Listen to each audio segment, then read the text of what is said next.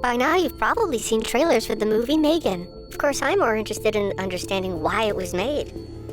This movie asks us questions about children, AI, technology, and the type of future we're building. I'm Andrew Frankel, and I hope you'll stick around as we ask ourselves, why M3GAN? It's marketed as a horror movie, even though it's kind of ridiculous. And it's a movie that understands how ridiculous it is. By the time you see Ronnie Chang is cast as the mean CEO, the greedy CEO, you kind of know this movie is going for laughs. Whether it's good or bad really doesn't matter. My question with all content that comes out really is, why now? Why was it made? Why now? And what are we supposed to take away from this movie about a cybernetic doll, life-size Barbie type thing that has artificial intelligence installed in it, programmed to learn and to self-improve and all that kind of stuff, as is often the case with horror movies, especially in the last 20 years. These are really the only moral lessons we get from movies. They pose these questions about the direction we're headed. I remember One Missed Call. This is about as scary as One Missed Call. It's really that same kind of idea of, ooh, we're getting really addicted to technology. With M3GAN, the horror isn't really so much about the doll. It's about the way children are being brought up. It's about this next generation of kids. That's the interesting discussion here. We have a child who's orphaned. She goes to live with her aunt, who really has no interest in raising kids, but feels like she should step in as a guardian.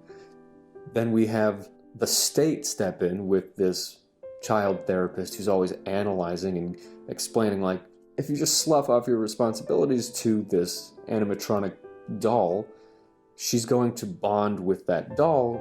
The doll even starts to think of herself as a mother figure.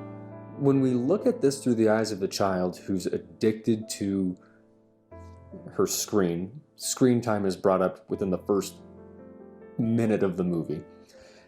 This child is increasingly detached from reality. And because she doesn't have real parents, she sort of opts to just spend time with M3GAN, the robot. And it's when we consider how we live our lives, adults, where there's a disconnect between us and how we socialize with people. It's all via social media or Instagram likes, it's text. There's less and less person-to-person communication and interaction. I guess the question we ask is are we constructing a world where in-person interaction is unimportant? What is the goal of childhood development? Well, actually, what comes to mind is Lars and the Real Girl. That was a great movie.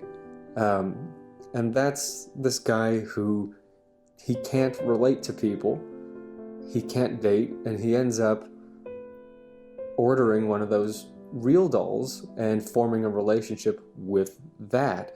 And everybody in the town is trying to be they're trying to be supportive, but even he at the end knows this isn't healthy. He needs human interaction, and we do. The portrait painted of childhood in the future, and this is kind of a bleak one, where children don't listen to their parents, but they'll listen to the authority of an internet-connected robot. They'll trust that robot more than their parents. As a parent, do you set limits on your children's screen time? Would you enable this type of distance? Would you buy this toy for your child, really? Because the way that they introduce it is these robo-pets. You know, we all had Techno the dog, or Poochies in the 90s and 2000s. And these were like the dog that would never die. And that heartbreak of reality, well, that's part of what reality is. So would you shield your child from that just so that they can live in a world of constant pleasure and pleasantness? On top of that, there's a very quick scene where one of the executives at the toy company, they're unveiling M3GAN, and they want to get a big crowd going for the unveiling.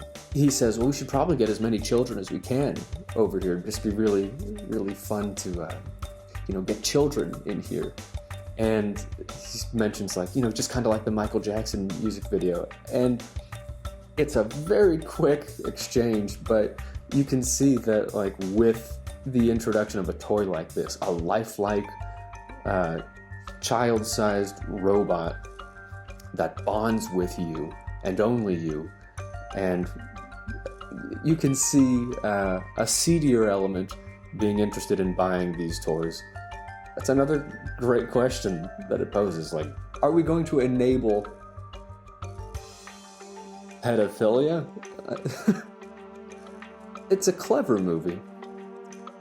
So, really, those questions are for you. Is this the future we want? Well, tell me what you think in the comments, and I don't know, we'll talk about it.